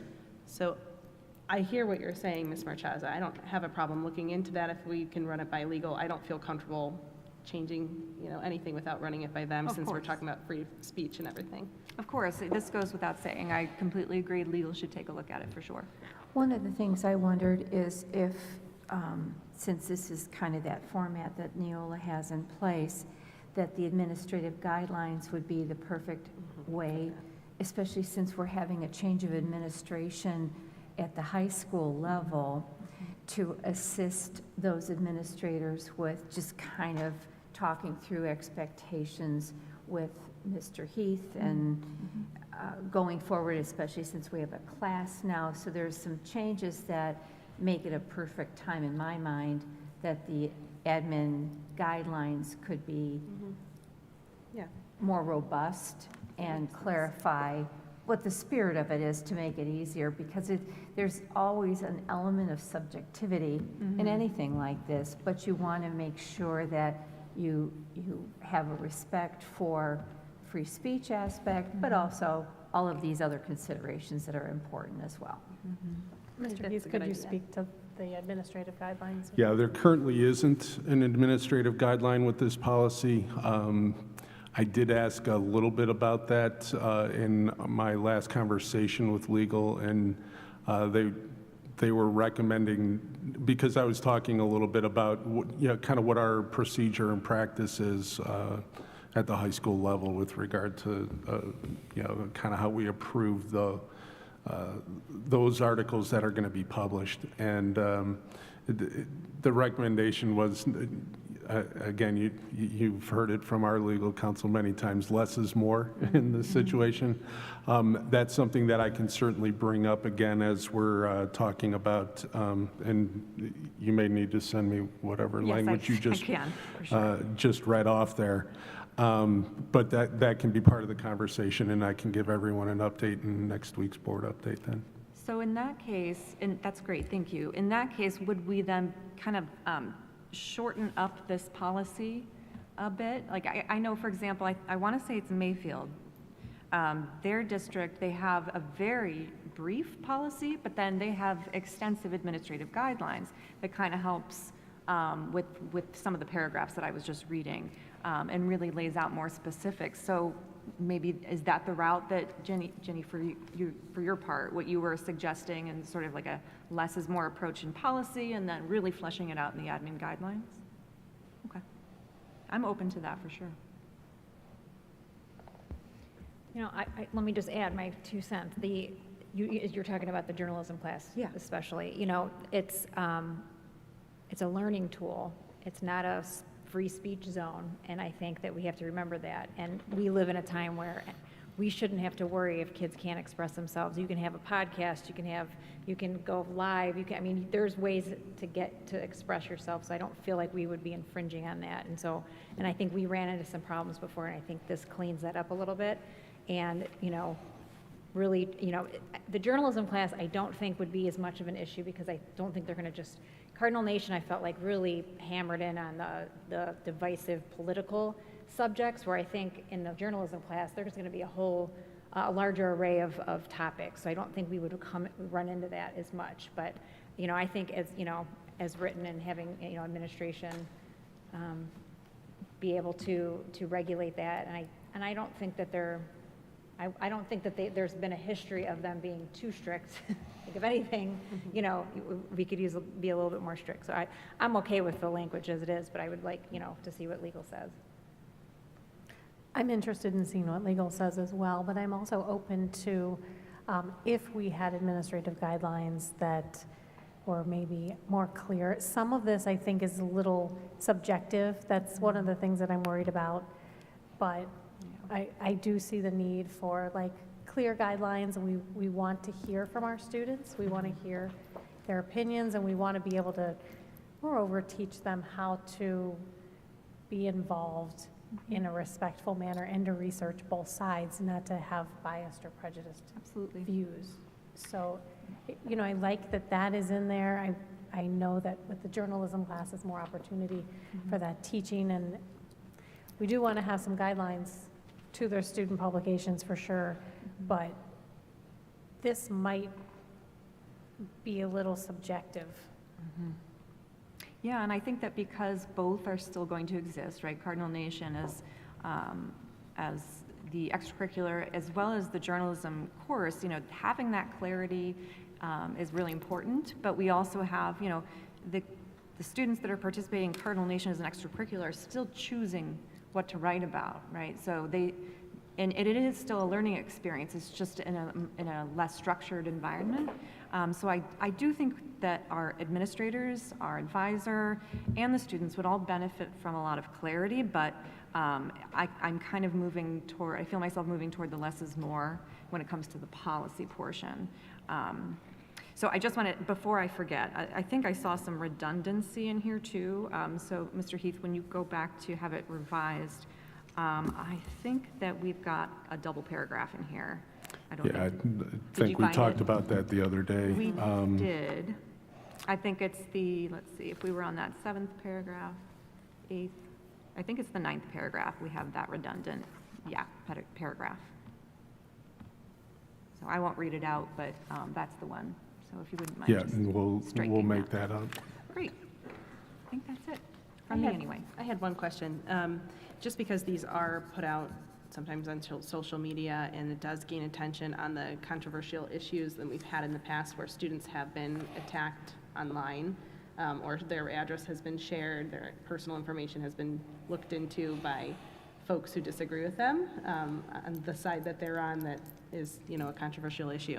So with that said, do we ensure that parents sign off and that parents do know that these are going to go out to the public and there could be contentious things that come out of it? I'm not for restricting speech, but as a parent, I would want to know if my kid was going to write about some really hot topic and it was going to get blasted all over social media.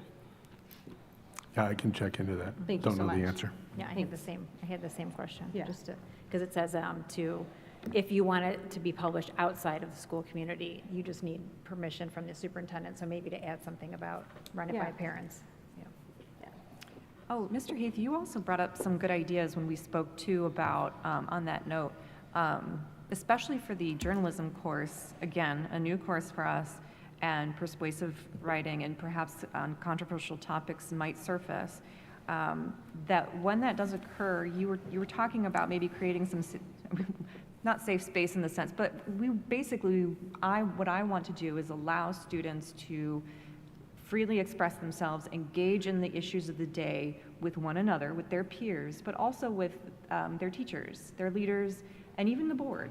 So can you talk about some of your ideas around creating spaces like that for them? Yeah, a lot of that part of the conversation revolved around the editorials and writing those, which obviously that's not part of what we have in our Cardinal Nation right now.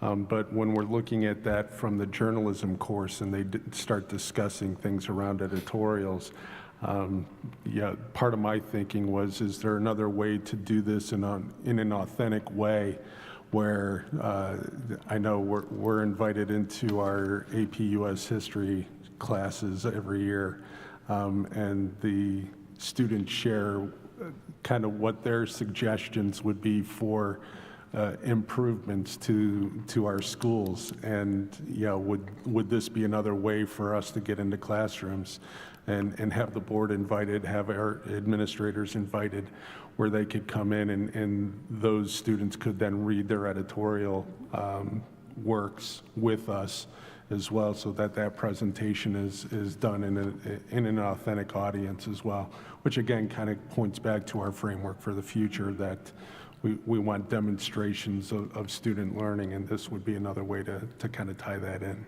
Yes, thank you. I think that's a great idea, and just one of probably many we can come up with and allow students to pursue this as a potential career pathway. I'm very excited about it. And that's really it from me. Next, we have approval of the resolution authorizing a performance stipend to the Chief Financial Officer. So moved? Second? Is there any discussion? Please call the roll. Ms. Payne? Yes. Ms. Jesselin? Yes. Ms. Iapolo? Yes. Ms. Marchaza? Yes. Ms. Cook? Yes. Motion carries 5-0.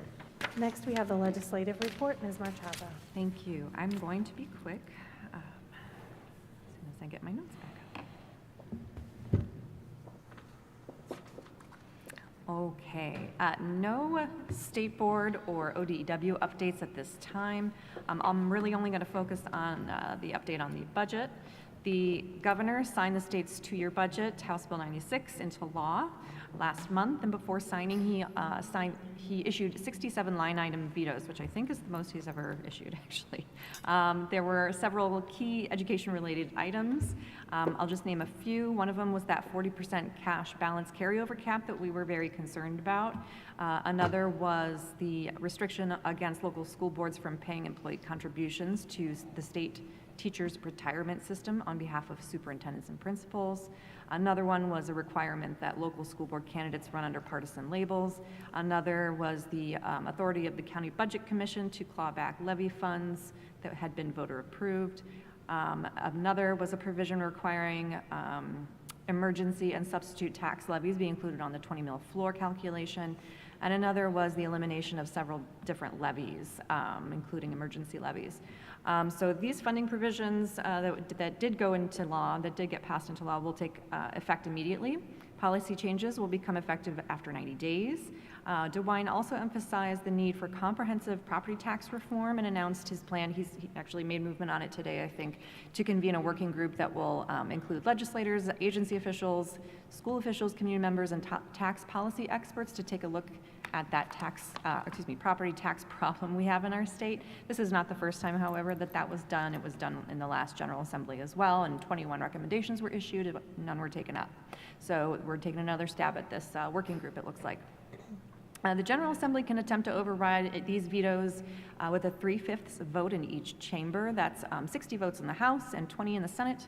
And indeed, Matt Huffman, Speaker Huffman, has called the House of Representatives back into session, even though they're on vacation right now. They're going to meet back on 7/21, Monday, July 21st, to attempt to override a few of the vetoes that were related to property taxes. They include item number 55, which again allows county budget commissions to reduce voter-approved levies as they see fit, if they see them to be excessive. I have had questions about who that county budget commission is. That includes county auditor, which for us is Chris Galloway, the county treasurer, which is Michael Zurin, and the county prosecutor, which is Charles Colson. Item number 65 is also up to be overridden. That's the one that includes levies counted in the 20 mil floor calculation. And the last one is the elimination of different levies, 4 different kinds of levies, but it also includes fixed sum levies. And that's item number 66. Just for my colleagues on the board here, OSBA is doing a deep dive webinar on the budget and its implications. And that will be on July 28th, so I plan on attending. I would highly encourage everyone to do as well. I think it'll be recorded though, so if you're not available that day, you can watch the recording. And then I would just really like to thank everyone here at this table and everyone in our community who stepped up to speak out and in favor of public education and contact legislators. I know, our administrators here at the table did a lot of work to work with our legislators on this, so thank you, thank you, thank you. It was really a huge lift and it made a difference, so I really just express my gratitude to you all. And that's it. Thank you. Thank you for keeping us informed through that Yes, whole process. very That was welcome. a lot as well. Next, we have the Student Achievement Report. Mrs. Tesley. I was going to say, should we let Mr. Wade go first? Because since I'm proposing a hard end, I'll kick mine forward to next month, if that's not too disruptive, Mr. Gasky. If you don't mind? Yep. Mr. Wade, would you like to do your financials? Never miss an opportunity to talk finance. Thank you.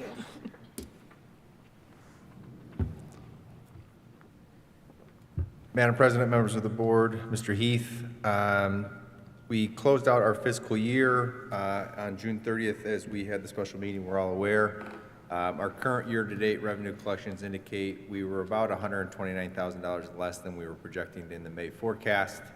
Our year-to-date expenditures exceeded the forecast by $4.8 million, which netted a unfavorable impact of about almost $5 million to the 5-year forecast.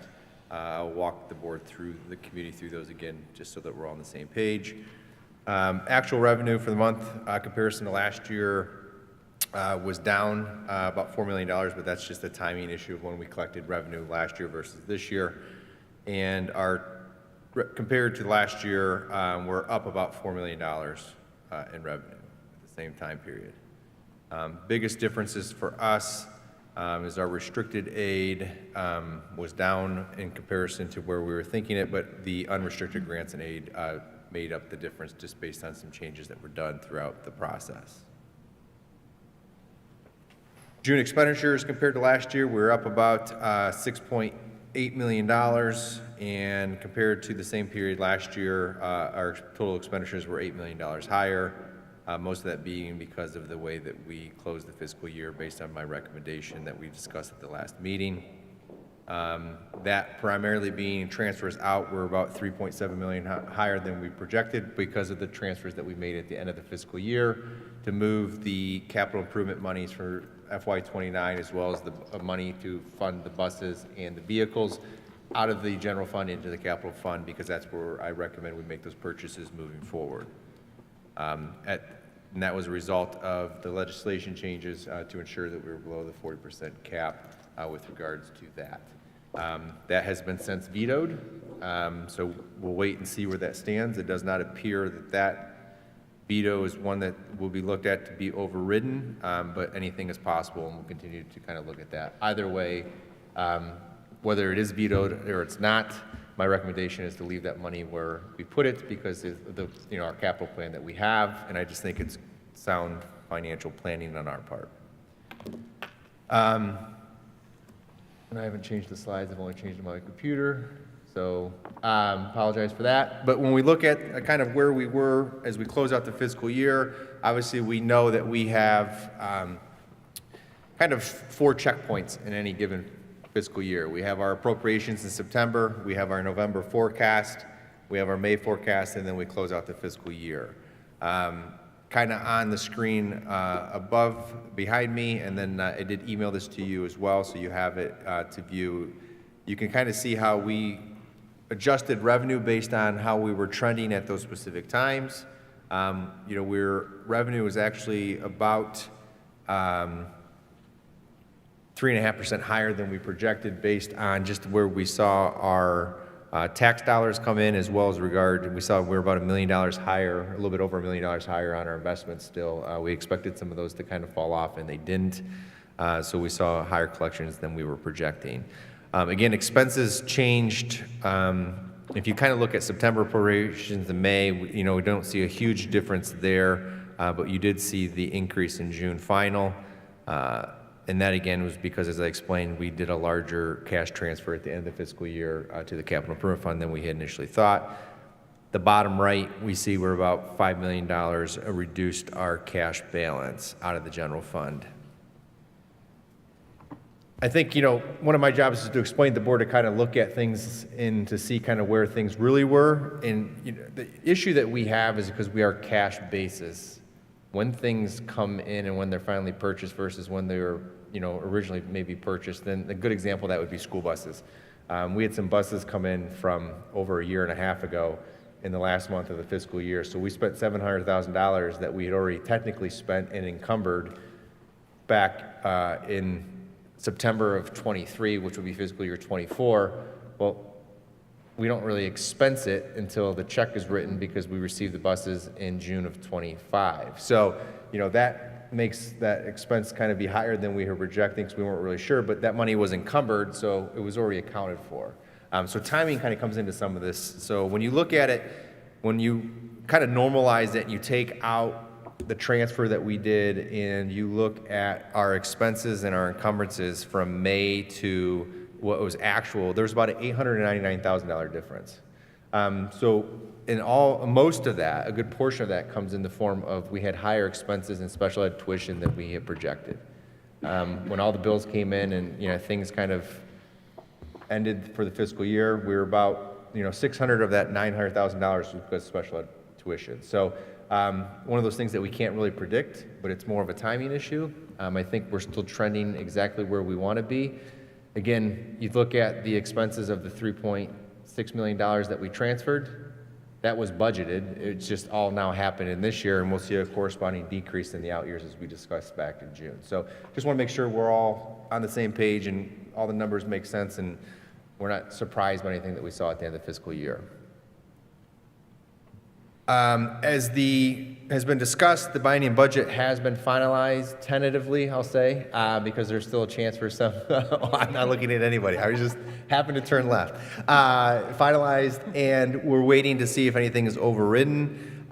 What I will say to the community based on where we stood with what was passed, and then even we stand better now based on some of the vetoes, but excluding the vetoes, just what was passed prior to the vetoes, we were about $2 million better in revenue based on the 5-year forecast. We're seeing about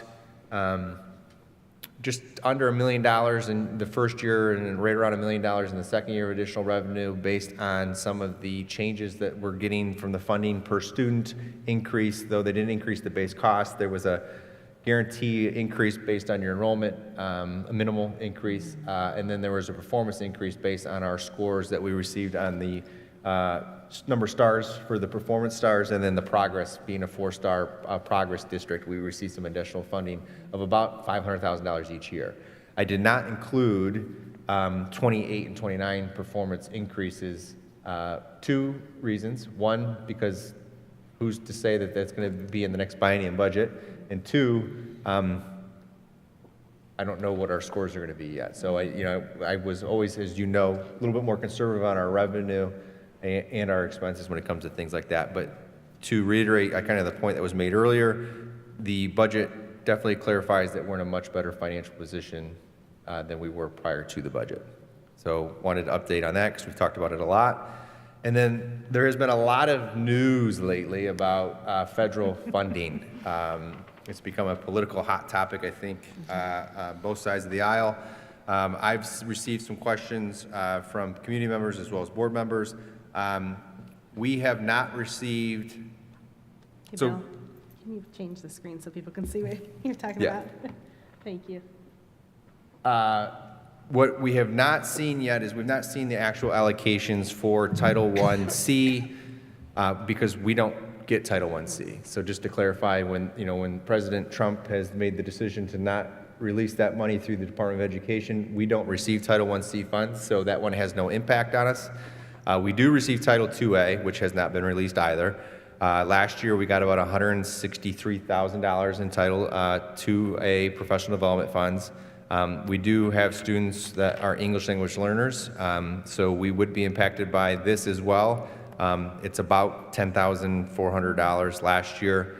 And then the academic enrichment Title IV funds that are also being held back at this time, about $54,000. We do not receive any Title IV-B, so it has no impact, and we don't have an allocation. However, we also receive Title I-A, IDE, special education, and IDE, early childhood, and Carl D. Perkins. Those were the funding levels that we got last year. Those ones aren't impacted. Our current funding allocations are on the right, and we have, those are substantially approved, and we have access to those. So what happens, just to kind of reiterate, in every August, part of the agenda, or sometimes it's been a special 15-minute meeting before, we have to present our federal funding by law to our community to receive any feedback. So I did share, I think, out with the entire board, just kind of reiterate, so you, just as a reminder, where our funds are and what they're used for and so on and so forth. So we're basically waiting, long story short, on about $210,000 worth of funding. And we'll keep our eye on that and make adjustments as needed. But federal funds, you never actually receive the funds until you return your receipts, basically. So what we do is we will make the payments, then every month we do project cash requests that we file with the state, and the state then sends us the money to reimburse us for those. So at this point, we're just holding our breath and kind of waiting on that to be finalized. But wanted to give a quick update on that as well, because I know it's been something that's been really hot, and every time I open up a social media post or I see it come across my feed. Bill, do you know, oh, sorry, go ahead. I was going to say, if those allocations are not made, are there some things that we would have to spend on those areas that are the to be determined, so that we would proceed, but we would have to have another source of funding if that's never going to be reimbursed?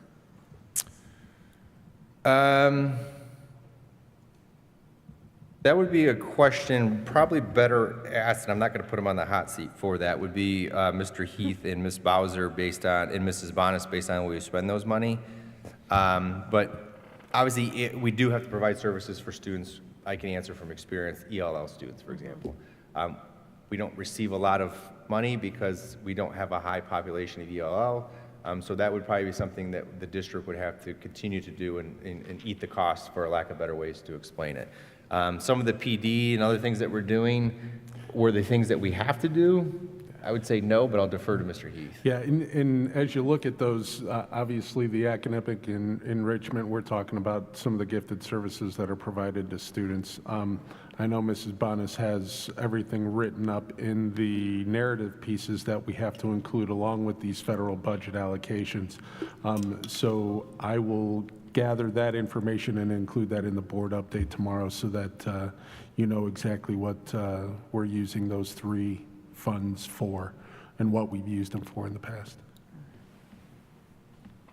Could you also include if we don't receive the funding at all, what we may do, if we could fund it alternatively, or if are you considering a cut? Yeah, we'll take a look at that and see if there are impacts that we would have to cut something or someone at that point. I think, Bill, you may have already touched on this, but I'm looking at our CUP report, and our percentage of English learners is 1.13%, which is actually a lot smaller than the state average and similar districts. So is the amount that they would typically give us, I know it's the 10,000, but is that based on that percentage? Then there's a calculation, okay. Yep. So it's based on the identified language learners in our district, because we're not very large percentage of English language learners, obviously we receive less funding for that. And that amount doesn't fully fund what we need to provide for. None of these amounts, Right. to be clear, fully fund. Okay. Correct. anything that we're doing to meet the needs of any of the areas on there is correct. But our property tax pays into it, right? It's not just, we don't just Yeah. get those funds, it's Yeah. property taxes plus Correct. this. Yep. Right, my point is not that, is just that this $10,448 for ELL wouldn't cover what we spend for Oh, yeah. ELL students. It would be much greater than that. And then a loss of these funds obviously would be, decisions would have to be made if we're going to fund it through the general fund and/or make reductions in services based on that, as allowed by other laws. You know, for example, you know, if this, we were talking about IDE, special education, we wouldn't have much of a choice, right? Because we're obligated by law, federal law, to educate students with special needs. So the 1.8 then would be, come out of the general fund, which that burden then would be pushed to the taxpayer. But we're not worried about that one, right? That's, No, Yeah. not at this point, no. Mr. Heath, did you say that we are also obligated by law to provide the gifted interventions as well, or is that not? We are obligated to identify gifted students. But We are not not provide are obligated to Support them? support or service them. Okay, and then besides, I may have missed it, but besides gifted intervention and support, what else falls under academic enrichment? That's what I'll dig That's what into you the were- plan right now Got it. and hopefully give you guys an update here. That should also be in the document that we shared with you guys. Thank you, As well. It is clarified in there how we spend it and use it. appreciate it. The amounts for special education and early childhood special education, we received those, and I noticed that the amount is less. Is that because we have less students that qualify for that and it's a per student, or did they allocate less? I'd have to look into that a little bit more depth, just because of the fact that it's based on the number of students with disabilities in the district. And then there's some adjustments based on the poverty level. So the funding is usually allocated out to districts, and that fluctuates every year minimally based on a variety of factors. So to say it's because we have less special ed kids, I can't say for certain. But as populations of special ed kids have changed in other districts, or the poverty level in different communities have changed, those impact those funding levels as well. So it could be a multitude of things. Okay, they're similar. It's not a lot less, but it is less, so just wondered why. Yeah. Just real quick, as I'm jumping into the dashboard here and looking, one of the things out of our Title IIA that we have included is providing some of that initial training on the new literacy programs aligned to the science of reading and for our K-5 staff. We're looking at implementing a multi-year literacy professional development plan, providing the ongoing and embedded professional learning for all staff, conducting classroom observations and walkthroughs as it relates back to our math curriculum and the open up resources, providing targeted support through tier 2 and tier 3 interventions, based on MTSS. So those are some of the things coming out of the 2A, which is the largest of those groups up there. So a lot of our professional development money is coming out of that particular fund. So, learning that, Mr. Heath, I would not be in favor of cutting any of those. For one, I think some of them are required. Right. But we do need to have those professional development, because that was something that we addressed as a need to improve our scores and our academic achievement. We want to make sure that as we roll out new programs like, you know, our literacy program with Wit and Wisdom and our Open Up Math, that our teachers are prepared.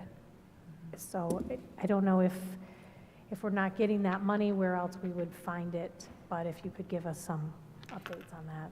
Absolutely. Thank you. That concludes my report. Madam President, members of the board, I ask for the approval of items B through I and its addendums, and they may be acted on in one motion. So moved. Second? Any Further than me. discussion? Please call the roll. Ms. Iapolo. Yes. Ms. Marchaza. Yes. Ms. Jessling. Yes. Ms. Payne. yes. Ms. Cook. Yes. Motion's carried 5-0. Okay.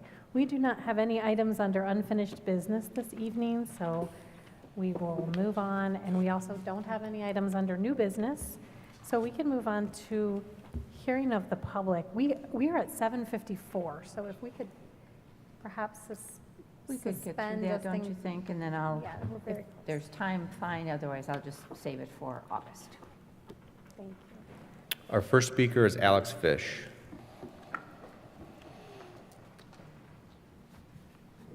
Testing, can you hear me okay? Madam President, thank you for the opportunity to address you. Good evening. My name is Alex and I've lived in Mentor since I was in integrated preschool. First, following the disruption during the first round of hearing of the public, I hope you are okay and thank you, Madam President, for responding bravely. Another reason that shows why I supported you during last week's 4th of July parade. I have some comments or questions that I forgot to ask from prior meetings. The May 13th meeting, I wasn't able to ask this question, but better late than never. I forgot to say that as well as Mrs. Cook and Mrs. Marchaza, I submitted written testimony to our State House when it came to libraries. And then March's Cardinal Cafe, I had some questions about student safety and discipline. Something I forgot to ask at the Cardinal Cafe was student safety, specifically when it came to school-related events such as mentor football games, school-sponsored dances. I didn't know if there was a discipline chart or something for that I forgot to ask, so. Also, the last mentor football game I went to, which was to support JBS Strong, and games near it, there's been an increase in ruly behavior, and so as it's meant to be a family-friendly event, what measures are you taking to tackle the behavior? And then as I'm heading out to play pickleball with my buddies, as it's 8 o'clock, thank you for the opportunity to address you, and go Cards. Thank you. Our next speaker does not appear to be here. Jennifer Ladd. So that would leave John Sanford.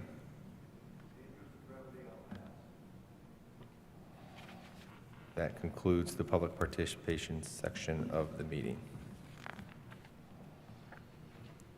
All right, Mrs. Jessling, would you like to do your presentation, or do you want to hold off till August? At the pleasure of the rest, I'm fine either way.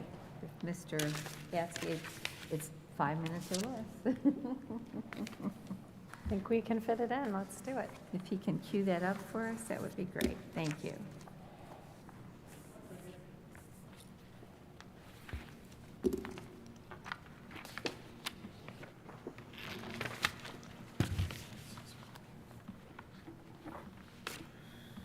Thanks, Mr. Gatsky.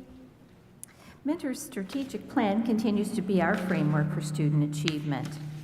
Our Career Tech Construction Academy students got some real-world experience while revamping one of our spaces right on campus, helping to refurbish rooms to become our new Family Resource Center. Among the great initiatives for students to serve our community are the monthly fresh produce distribution at our food market and the recent cleanup of Headlands Beach. The Kindland Project sponsored a special competition, and Memorial Middle School students were recognized last month as they continue to perform acts of kindness toward others.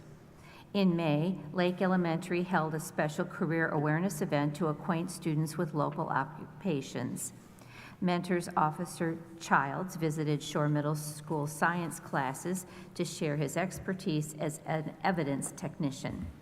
As a professional who helps investigate and process crime scenes, he brings science and law enforcement together. The middle school family and consumer science classes competed in the Food Truck Challenge in May, and the project provides delicious hands-on learning.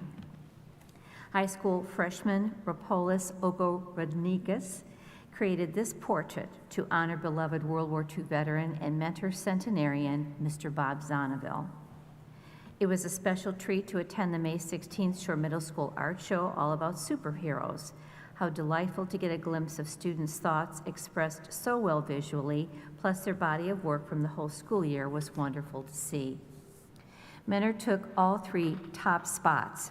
Marlena Slaninka is the winner of the 2025 Congressional Art Competition for Ohio's 14th District. Her submission, Prophecy, will be on display in the U.S. Capitol for a full year. Abigail Parks won second place with The Apple Hand, and it will be displayed in Congressman Joyce's D.C. office. Third place went to Lily Walker's Stuffed Memories, which will be on view in his Mentor office. Congratulations to Mentor Memorial's Ashlyn McKinney on winning the middle school national championship in the shot put at the New Balance National Meet. Mentor's musicians have been busy over the past 6 weeks. Summer band camp for middle schoolers kept their instrumental skills fresh, and the high school musicians are essential to events like the Mentor Memorial Day ceremony and the upcoming City Fest parade. Top 25 traveled to St. Louis, where they had been invited to perform. Learning and fun were in the air for pre-K through grade 5 students at Mentor's Cool Cats summer program. Math and literacy skills are sharpened to get ready for fall success. Here's an inside look at our senior send-off as the class of 2025 prepared to leave the nest. A fun morning of activities was followed by a tour to their elementary and middle schools for a clap-out in the halls of the district's buildings that they attended in the lower grades. And of course, the 1st of June brought the class to the Wolstein Center for their commencement ceremony. We applaud their hard work and wish them a heartfelt farewell. Thank you. Thank you. We, on the dot. Fantastic. We have an executive session on the agenda this evening to discuss the employment and compensation of public employees and to review negotiations or bargaining sessions with public employees concerning their compensation or other terms and conditions of their employment pursuant to Divisions G1 and 4 of Section 121.11 of the Revised Code. Following that discussion, we will also discuss the employment of a public official, and when we reconvene, we will adjourn the meeting. Do I have a motion to convene to executive session? So moved. Second. Any discussion? Mr. Wade, please call the roll. Ms. Payne? Yes. Ms. Jessling? Yes. Ms. Iapolo? Yes. Ms. Marchaza? Yes. Ms. Cook? Yes. 8:01, we go into executive session.